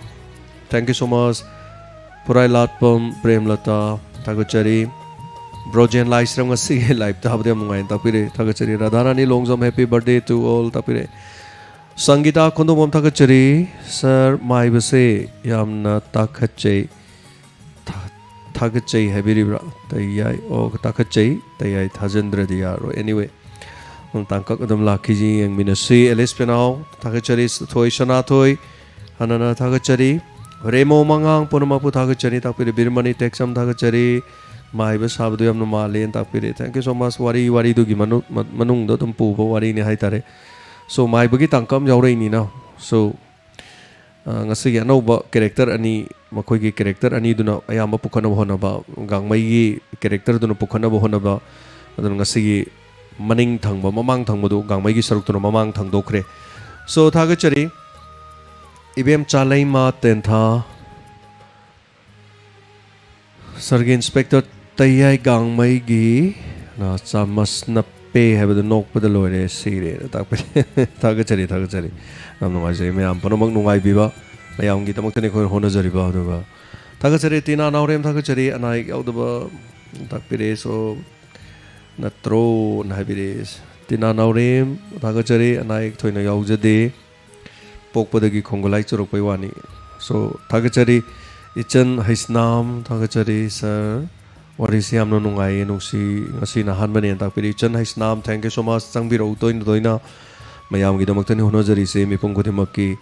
Now Kisor Sinam Tagachari Mai Base Kadar Sanaba Wigani Aduna. Mai basi furuga fagadabani and tapire. So now Kisor sir Tagachari Mai basi Sumna Nium Togzariba Mai basinga Karim Tamaram Hiramam to the Marile Nazadeko Aikoina. So Lauk Tokchari Hovada Mai Bahisi Adomokoi Ipai Po Haktuk the Gi at the Housi so Amaiba Mai be Mai Basiloina lay Wang the Nedana Tankak Asina Haitare Dumba saying that Togzariba sing the Karim to Marile Nazade Adana Aran bato kiba kaya di masing langam dana faki mayam na so dum khangwire dana ko dum ba tangkak amani haitare so Tagachari Chanchan Kumari Satyai na tapire. Thank you so much. Thumbs up pibiba Sagidamak Premjit ADK Samas Napagido Aina Kanglambaga Haire E Sir Gangmaina Tagachari Yamna Kasu Ama Magi Tokoma, my Toka Hainer Gazo Haitare. ꯌꯥꯝ ꯀꯟꯅ medical ꯁꯥꯏꯟꯁꯅꯗꯤ ꯑꯗꯨꯒꯤ ꯃꯔꯝꯗ ꯑꯗꯨ ꯚꯥꯔꯠ ꯁꯔꯀꯥꯔꯒꯤ ꯃꯥꯏꯀꯩꯗꯒꯤ ꯑꯗꯨꯒ PIBꯒꯤ ꯃꯥꯏꯀꯩꯗꯒꯤ ꯐꯣꯡꯗꯣꯔꯛꯂꯤ ꯄꯥꯎꯁꯤ ꯉꯔꯥꯡ ꯅꯍꯥꯟꯗꯒꯤ ꯐꯠ ꯂꯥꯛꯄꯒ ꯍꯥꯏꯇꯥꯔꯦ ꯑꯩꯈꯣꯏꯁꯨ ꯃꯁꯤꯒꯤ ꯃꯔꯝꯗ ꯀꯗꯥꯏꯗ ꯀꯩꯗꯧꯕꯅꯣ ꯃꯁꯤ ꯑꯗꯨꯝ ꯗꯣꯛꯇꯔ ꯃꯌꯥꯝ ꯑꯃ ꯀꯣꯜ ꯇꯧꯖꯩ ꯁꯣ ꯍꯌꯦꯡꯁꯨ ꯂꯥꯏꯚ ꯄꯨꯛꯅꯤꯡꯒꯤ ꯋꯥꯔꯣꯜꯗ ꯗꯣꯛꯇꯔ ꯗꯌꯥꯅꯟꯗ ꯑꯩ ꯂꯥꯏꯚꯇ ꯑꯩ ꯄꯨꯖꯔꯛꯀꯦ ꯑꯗꯨꯒ ꯗꯣꯛꯇꯔꯗꯒꯤꯁꯨ ꯃꯔꯨꯑꯣꯏꯅ ꯚꯦꯛꯁꯤꯟꯒꯤ ꯃꯇꯥꯡ ꯑꯃꯗꯤ ꯃꯁꯤꯒꯤ ꯃꯇꯥꯡꯗꯁꯨ ꯈꯔ ꯈꯪꯃꯤꯟꯅꯁꯤ ꯃꯅꯤꯄꯨꯔꯒꯤ ꯂꯩꯔꯤꯕ ꯗꯣꯛꯇꯔ ꯑꯌꯥꯝꯕ ꯂꯣꯏꯅ ꯃꯊꯧ ꯆꯤꯟꯕꯅ ꯍꯥꯏꯇꯥꯔꯦ ꯑꯗꯨ ꯈꯔ ꯉꯝꯖꯗꯕ ꯀꯔꯤꯒꯨꯝꯕ ꯃꯇꯝꯗ ꯑꯩꯈꯣꯏꯒꯤ COVID-19ꯁꯤꯅ ꯃꯔꯝ ꯑꯣꯏꯗꯅ ꯗꯣꯛꯇꯔꯁꯤꯡꯒ ꯄꯥꯎ ꯐꯥꯎꯅꯕ ꯉꯝꯗꯕꯁꯨ ꯌꯥꯝ ꯌꯥꯎꯏ ꯑꯗꯨꯕꯨ ꯍꯦꯛ ꯑꯦꯅꯤ ꯁꯤꯆꯨꯋꯦꯁꯟ ꯑꯃꯗ ꯊꯣꯛꯏꯕ ꯀꯔꯤꯒꯨꯝꯕ ꯁꯦꯅꯦꯔꯤꯑꯣ ꯑꯃꯗ ꯑꯩꯈꯣꯏꯒꯤ ꯍꯦꯛ ꯊꯣꯛꯄ ꯏꯁꯨ ꯑꯃꯗ ꯍꯥꯏꯇꯥꯔꯦꯅꯦ ꯃꯗꯨꯗ ꯑꯃ ꯊꯣꯛꯑꯦ ꯑꯃ ꯂꯥꯛꯄ ꯑꯃ ꯇꯧꯔꯦ ꯑꯃ ꯃꯗꯨꯒꯤ ꯆꯥꯅꯕꯁꯤꯡꯗꯣ ꯄꯨꯁꯜꯂꯛꯅꯕ ꯃꯌꯥꯝꯗ ꯑꯩꯈꯣꯏ ꯍꯣꯠꯅꯖꯩ ꯍꯥꯏꯇꯥꯔꯦ ꯑꯗꯨ ꯇꯦꯟꯁꯤꯟꯖꯒꯦ ꯍꯌꯦꯡ ꯁꯣꯏꯗꯅꯃꯛꯀꯤ ꯄꯨꯛꯅꯤꯡꯒꯤ ꯋꯥꯔꯣꯜꯗ ꯗꯣꯛꯇꯔ ꯗꯌꯥꯅꯟꯗꯒ ꯍꯥꯏꯔꯤꯕ ꯍꯤꯔꯝꯁꯤꯁꯨ ꯈꯪꯃꯤꯟꯅꯁꯤ ꯑꯗꯨꯒ ꯗꯣꯛꯇꯔ ꯑꯃꯅ ꯀꯔꯤ ꯍꯥꯏꯔꯤ ꯃꯌꯥꯝꯅ ꯂꯧꯁꯟꯕ ꯌꯥꯕ ꯑꯐꯕꯁꯤꯡꯗꯣ ꯑꯗꯨꯝ ꯂꯧꯃꯤꯟꯅꯁꯤ ꯍꯥꯏꯗꯅ ꯑꯗꯨꯝ ꯍꯥꯏꯖꯒꯦ ꯑꯗꯨꯒ ꯏꯅꯥꯎꯕꯤ ꯄꯨꯈ꯭ꯔꯣꯝꯕꯝ ꯊꯥꯒꯠꯆꯔꯤ ꯍꯟꯅ ꯗꯤꯄꯛ ꯅꯤꯡꯊꯧꯖꯥ ꯊꯥꯒꯠꯆꯔꯤ ꯃꯥꯏꯕꯒꯤ ꯂꯥꯏꯔꯣꯜ ꯁꯥꯕꯗꯣ ꯌꯥꯝ ꯃꯥꯜꯂꯦꯅ ꯇꯥꯛꯄꯤꯔꯤ ꯁꯣ ꯗꯤꯄꯛ ꯈꯔ ꯁꯝꯊꯤꯡ ꯑꯦꯟ ꯁꯝꯊꯤꯡ ꯃꯥꯏꯕꯅ ꯁꯨꯝ ꯇꯧꯕ ꯊꯕꯛ ꯑꯩꯈꯣই ꯁꯨꯝ ꯑꯣꯏꯗꯅꯀꯣ ꯑꯁꯦꯡꯕꯅ ꯑꯁꯦꯡꯕꯅꯤ ꯁꯦꯡꯗꯕꯅ ꯇꯧꯕꯗꯤ ꯑꯁꯦꯡꯕꯗꯤ ꯍꯦꯟꯅ ꯃꯥꯜꯂꯦ ꯍꯥꯏꯗꯅ ꯆꯥꯔꯂꯤ ꯆꯦꯄ꯭ꯂꯤꯟ ꯁꯦꯀꯦꯟ ꯇꯥꯏ ꯍꯥꯏꯔꯤꯕꯅꯤ ꯁꯣ ꯇꯝꯐꯥ ꯆꯨꯟ ꯊꯥꯒꯠꯆꯔꯤ ꯏꯟꯁꯄꯦꯛꯇꯔ ꯇꯦꯌꯥꯏꯒꯤ ꯋꯥꯔꯤꯁꯦ ꯇꯥꯕꯗ ꯌꯥꯝ ꯅꯨꯡꯉꯥꯏ ꯊꯥꯒꯠꯆꯔꯤꯅ ꯇꯥꯛꯄꯤꯔꯛꯏ ꯅꯥꯎꯔꯦꯝ ꯕꯦꯝ ꯊꯥꯒꯠꯆꯔꯤ ꯑꯁ ꯈꯪꯉꯦ ꯃꯈꯣꯟꯗꯣ ꯅ ꯇꯥꯛꯄꯤꯔꯤ ꯈꯪꯕꯕꯨ ꯑꯩꯗꯤ ꯉꯁꯥꯏꯒꯤ ꯍꯥꯏꯕꯗꯨ ꯏꯁꯥ ꯏꯊꯟꯇ ꯇꯨꯁꯦ ꯈ꯭याꯎꯅ ꯆꯨꯡꯉꯦ ꯑꯩ ꯈꯨꯠꯁꯦ ꯁꯨꯃꯥꯏꯅ ꯄꯥꯔ ꯌꯦꯡꯕꯗ ꯑꯗꯩ ꯑꯩꯅꯁꯨ ꯇꯧꯖꯔꯒ ꯑꯩꯅꯁꯨ ꯑꯗꯨꯝ ꯀꯤꯕꯗꯣ ꯀꯤꯕꯗꯤ ꯄꯨꯔꯥ ꯀꯤꯕꯗꯤ ꯅꯠꯇꯕ ꯏꯁꯥꯗ ꯀꯔꯤ ꯍꯥꯏꯗꯣꯏꯅꯣ ꯈꯪꯗꯦ ꯇꯨꯁꯦ ꯈ꯭याꯎꯅ ꯆꯨꯡꯕꯩ ꯋꯥꯅꯤꯗ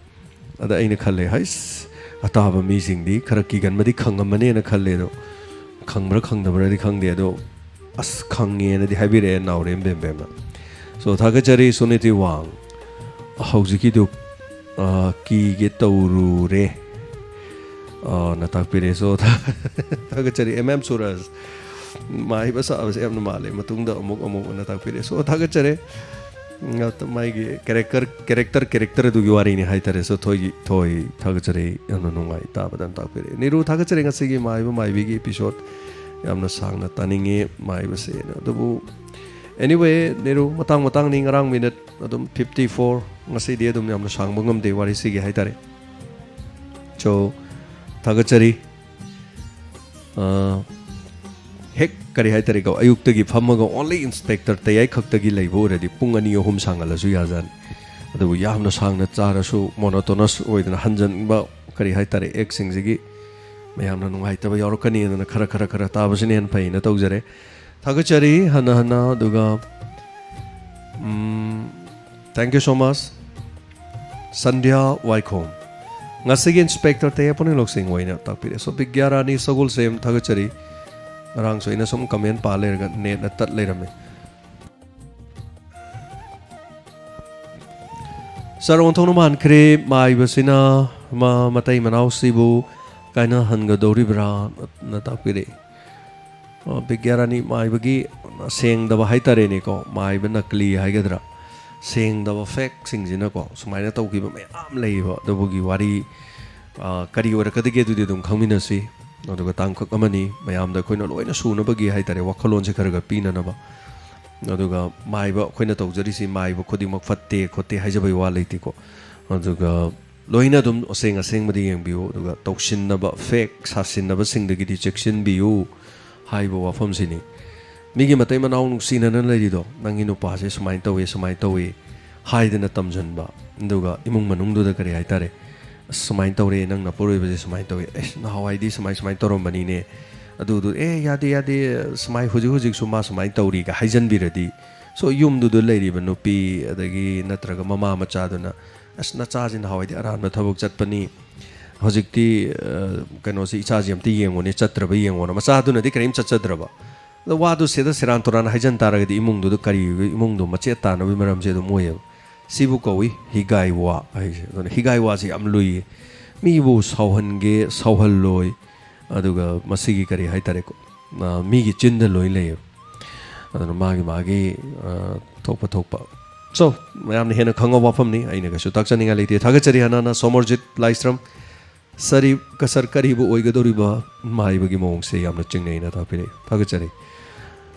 ꯌꯥꯃꯤꯅꯁꯤ sir Somorjit Oinam Jackson sir ꯃꯥꯏꯕꯒꯤ ꯂꯥꯏ ꯈꯨꯔꯨꯝꯕꯒꯤ ꯃꯔꯣꯜꯗꯣ ꯑꯝꯇ ꯇꯥꯛꯄꯤꯌꯨ ꯅꯣꯡꯃ ꯇꯥꯛꯀꯦ ꯑꯣꯏꯅꯥꯝ ꯖꯦꯛꯁꯟ ꯅꯣꯡꯃ ꯗꯥꯏꯃꯟꯗ ꯅꯣꯡꯃ ꯂꯥꯛꯄꯤꯌꯨ ꯀꯣꯔꯣꯅꯥ ꯐꯔꯒ ꯁꯣ ꯀꯦ ꯑꯩꯁ ꯏꯕ ꯌꯥꯏꯃ ꯁꯔ ꯃꯥꯏꯕ ꯁꯥꯕꯁꯦ ꯌꯥꯝꯅ ꯃꯥꯟꯈ꯭ꯔꯦ ꯇꯥꯛꯄꯤꯔꯛꯑꯦ ꯁꯣ ꯃꯥꯏꯕ ꯁꯥꯕꯁꯦ ꯌꯥꯝ ꯃꯥꯜꯂꯦꯅ ꯀꯃꯦꯟꯗꯁꯨ ꯉꯁꯤ ꯌꯥꯝ ꯍꯥꯏꯕꯤꯔꯦ ꯊꯥꯒꯠꯆꯔꯤ ꯄꯨꯝꯅꯃꯛ ꯁꯦꯂꯨꯠ ꯇꯧꯖꯔꯤ ꯊꯦꯡꯛ ꯌꯨ ꯁꯣ ꯃꯆ ꯑꯗꯨꯒ ꯄꯥꯃꯦꯁꯣꯔꯤ ꯈꯨꯟꯗ꯭ꯔꯥꯛꯄꯝ ꯂꯣꯏꯔꯝꯗꯥꯏꯒꯤ ꯁꯤꯗꯤ ꯁꯔ ꯀꯤꯍꯦ ꯑꯊꯦꯡꯕꯁꯤꯗ ꯊꯣꯡꯅꯥꯎꯗꯒ ꯌꯦꯡꯊꯣꯛꯄ ꯉꯝꯗ꯭ꯔꯦ ꯀꯤꯃꯟꯗꯅ ꯇꯥꯛꯄꯤ ꯃꯗꯨ ꯈꯨꯅꯣꯛꯇꯨꯕꯨ ꯍꯦꯛ ꯅꯣꯛꯂꯛꯑꯗꯤ ꯀꯨꯝꯍꯩ ꯑꯃ ꯊꯥꯅꯤꯀꯣ ꯁꯨꯝ ꯍꯥꯏꯇꯥꯔꯦ ꯁꯣ ꯍꯩꯌꯦ ꯂꯧꯕꯨꯛꯇꯒꯤ ꯏꯅꯥꯎꯅ ꯑꯩꯗꯤ ꯀꯤꯗ꯭ꯔꯗꯤ ꯑꯗꯨꯝ ꯍꯥꯏꯔꯛꯇ꯭ꯔꯁꯨ ꯌꯥꯔꯦ ꯃꯅꯤꯄꯨꯔꯤ ꯏꯃꯥ ꯉꯁꯤꯗꯤ ꯇꯦꯜꯂꯦꯅ ꯇꯥꯛꯄꯤꯔꯛꯑꯦ ꯅꯨꯡꯇꯤꯒꯤ ꯈꯔ ꯁꯥꯡꯍꯟꯁꯦꯅ ꯇꯥꯛꯄꯤꯔꯛꯑꯦ ꯁꯣ ꯕ꯭ꯔꯗꯔ ꯁꯝꯇꯥꯏꯝꯁ ꯁꯨꯃꯥꯏꯅ ꯑꯗꯨꯝ ꯌꯥꯎꯏ ꯋꯥꯔꯧꯕꯤꯔꯣꯏ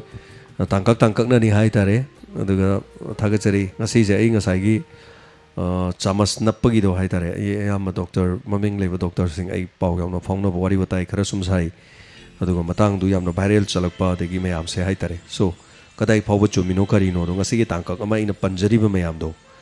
ꯑꯩꯅ ꯆꯤꯟꯗꯒꯤ ꯄꯪꯊꯣꯛꯇ ꯊꯣꯛꯂꯛ ꯄꯪꯄꯟꯗ ꯄꯟꯕ ꯅꯠꯇꯦꯕ ꯑꯗꯨꯅ ꯃꯔꯤ ꯂꯩꯅꯕ ꯉꯥꯛꯇꯅꯤ ꯍꯥꯏꯇꯥꯔꯦ ꯁꯣ ꯄ꯭ꯂꯤꯖ ꯑꯗꯣꯝꯅ ꯊꯥꯖꯕꯤꯕ ꯊꯥꯖꯗꯕꯤꯗ ꯑꯗꯣꯝꯗ ꯂꯩꯔꯦ ꯕꯠ ꯑꯗꯨꯕꯨ ꯑꯩꯈꯣꯏꯒꯤ ꯊꯧꯗꯤ ꯀꯔꯤꯅೋ ꯍꯥꯏ ꯀꯥꯟꯗ ꯑꯩꯈꯣꯏꯗꯤ ꯃꯤꯌꯥꯝꯗ ꯑꯦꯋꯥꯔꯅꯦꯁ ꯄꯤꯕꯅꯤ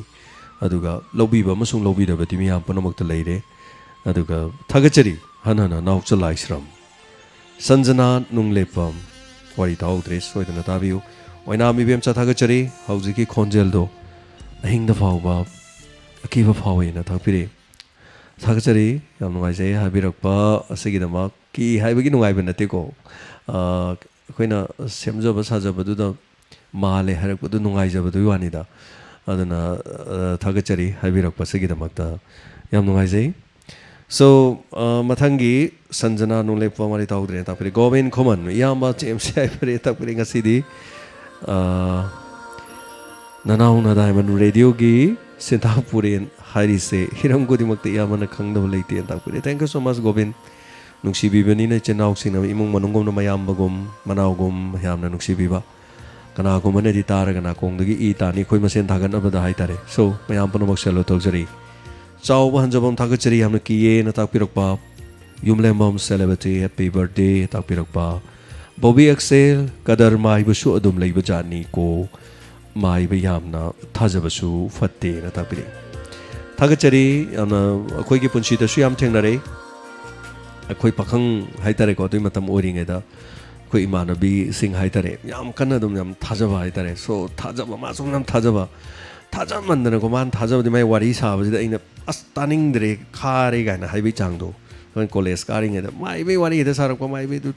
ꯃꯗꯨ ꯌꯦꯡꯉꯨꯔꯦ ꯑꯗꯨ ꯏꯁꯥ ꯅꯨꯡꯉꯥꯏꯇꯦ ꯑꯗꯨ ꯇꯧꯗꯦꯅ ꯇꯧꯕ खर लेरगदी खबर दु माइबदु यौरको वांदा माइब नकलीने अदै सी थोखिबो कोई पुंसीदसु सो थागचरी लोइमक्की वानते माइब मयाम लई अफब मयाम लई मरक्ता सेंगदब यौरकांदा हाइबो वाने फेक तुगी वारी मते माइता सो थागचरी वारी लोइद्री लोइली थोकिदोरे दन वांखेम ब्रोजेन सिंह थागचरी गांगमैना पिसक कन Manu ngaire na takpirakwa thank you so much sant hidang mayo maiba yam thajabirabadi lan mutlagatto e haibas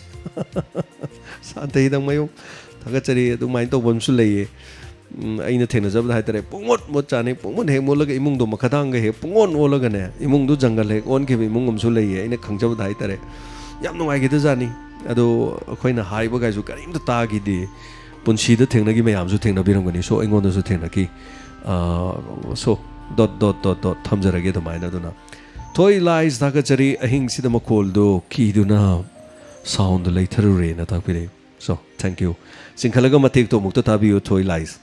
ngसाइगे लोइरमदाइ minute 10 दो चिंखलगम त ताबियो थोंनाउदगी हे नोलोक प्रमते यंबियो प्रतिमा कुंद्राकपम थागचरी अइदी खोंजेल दुदा खंगदना मिहुनगा चोंखतखरेना ताकपिरे कीदना so thank you so much Manikanta Chanbam sir नोमद पुंग क्या तुम्बिगे मणिकांता यामना तुमजदे बट अदुबो आई 5 awards दगिदि तादब माले थैंक यू हाइबिरो पसिगिदमा दीपक फिजम थागचरी सर वरी हम नुंगाइजै थागचरी ताकपिरे thank you so much Deepak Phijam support तो बिबा हाइतारे सो यामना नुंगाइबे नत्रसु मियामगे होनजबदे खितंग मसिंग थाबिबदो याम नुंगाइजै थोई सना थोई तोक्सिनबसु माले ने मयामदि खंगबा हिबा ngaktani हेता खंगी अदु येंगमिनसि ꯈꯪꯗꯅꯕꯒꯤ ꯁꯥꯟꯅꯔꯗꯤ ꯍꯦꯛꯇ ꯈꯪꯉꯣꯏꯗꯣꯏꯅꯤ ꯑꯗꯨꯅ ꯀ꯭ꯂꯨ ꯑꯃꯃꯝꯁꯨ ꯈꯔ ꯄꯤꯔꯤꯖꯥꯠꯅꯤ ꯁꯣ ꯌꯦꯡꯃꯤꯟꯅꯁꯤ ꯄ꯭ꯔꯀꯥꯁ ꯈꯦꯇ꯭ꯔꯤꯃꯌꯨꯝ ꯊꯥꯒꯠꯆꯔꯤ ꯀꯔꯤ ꯑꯃꯨꯛ ꯊꯣꯛꯂꯒꯕ ꯑꯣꯖꯥ ꯃꯥꯏꯕꯗꯨꯅ ꯑꯁꯣꯏꯕ ꯌꯥꯎꯍꯟꯕꯤꯅꯨꯀꯣꯅ ꯇꯥꯛꯄꯤꯔꯤ ꯊꯥꯒꯠꯆꯔꯤ ꯑꯣꯏꯅꯥꯝ ꯄ꯭ꯔꯦꯝ ꯁꯔ ꯃꯥꯏꯕ ꯌꯥꯝꯅ ꯃꯥꯜꯂꯦ ꯁꯔ ꯍꯦꯄꯤ ꯕꯔꯊꯗꯦ ꯇꯥꯛꯄꯤꯔꯤ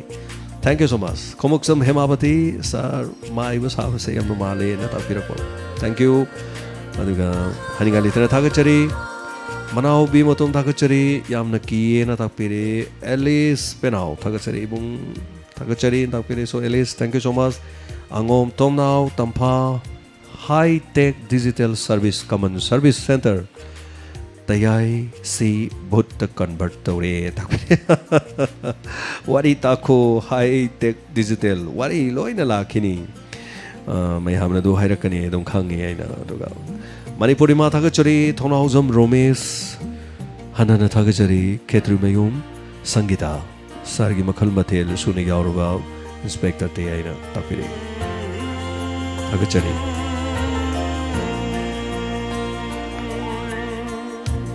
वैनाम सेक्शन थगचरी विद्या निंगोमम थगचरी रोमियो लोग्रापम अकोइजम योहनबा थगचरी यामना किए न तापिरे ससी मंगांग थगचरी ससी मंगांग अदुगा नेट अमुक तात लेरमदन थगचरी थैंक यू सो मच वाई पुंसी थगचरी माइबा साबा माले तापिरे खोगेन सिंह थगचरी हैप्पी बर्थडे न तापिरे पाइचन हाइसना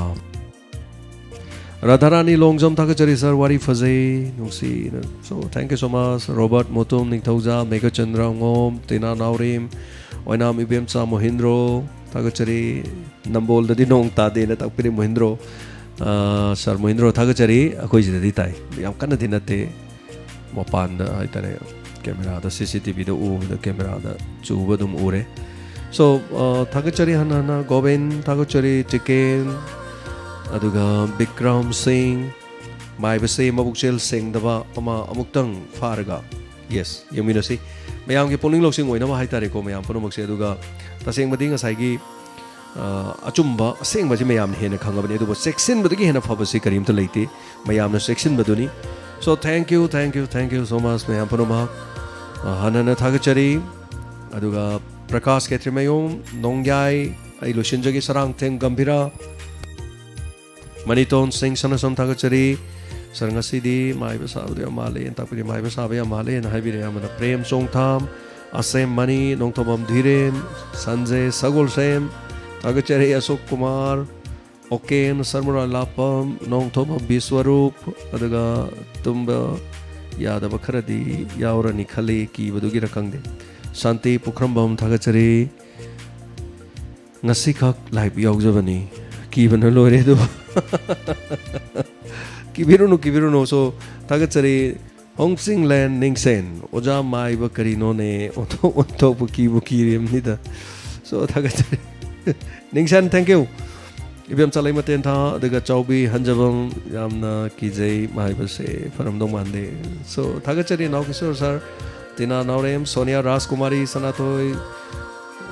Manau B Motum, Wainam Ibem Cha, Robert Motum, Asa, Konsam Bimola, Thagachari, Kondrapam Suresh, Thagachari Mantrado Yai, Natapiri Punima C, Thagachari Hanana Thagati Toy Lies, Radharani, Tina, Punamak Thagachari. Thank you so much, Romeo Konjangbam. Masina Han Bane Tapiri Live to Sangbirok Han Balang Sinbirok Sing Taram Nokchari, Aribasu Okchari, Punachang Nine Tabiri Basu Piri. Donor पुनमक खुसु थागचरी पुनमक ताबिरिब radio द ताबिरिब खुसेम live द ताबिरिब मयाम पुनमक थागचरी अखोइ चे पुनवती कॉन्सम उरिपोक्तगी याउबिरे थागचरी चे हना हना खोगी थैंक यू सो मच मचे नमो पा थागले आयोरानी सो थैंक यू चे हना थागचरी मयाम पुनमक नावरेम प्रियोजित सो मयाम पुनम मिंग पंदब क्या सु याउरे जुलिया के थगचरी सनायम्बी दुगा रत्नावती थगचरी फिजम गीता प्रेमजीत सरंग थेंग गंभीरा पुनमक थगचरी आई पाले दी यारो सो हनना थगचरी हयेंग दी सोइदना केस असिगी करम माइओन करी लाई हैबदु मो खमिनसी अनौबा कैरेक्टर अनि संग करगा नुपी थिबो खंगदब अनि लाखेबदु करी अमुक तोरक्तोइनो हैबदु हयेंग मो गेंगमिनसी सोइदना Thank you so much. Nitis marang te thakachari wari si top maho mani but ki khonjel do aidi khangpre khange. Thakachari thank you so much. Ne am section na review lena astigi ngaktuk nabo hona minasi hayeng good morning diamond gi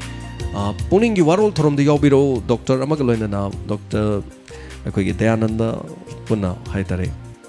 wari utai khara sana minasi injection gi oxygen gi aduga akoi gi oxygen concentrator gi oxygen kadai de gi phangani karamna phangani karamna phangba yai oxygen ga mayok na risi kari kari khudong chabai khoi gi imung na kari dai ta lorugadi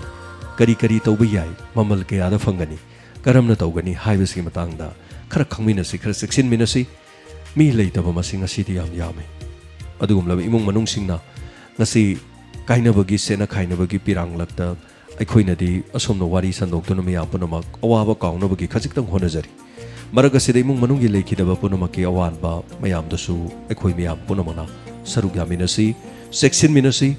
laina asidagi ngakthokna na hona minasi pumnamaku james segurjamna khurumjari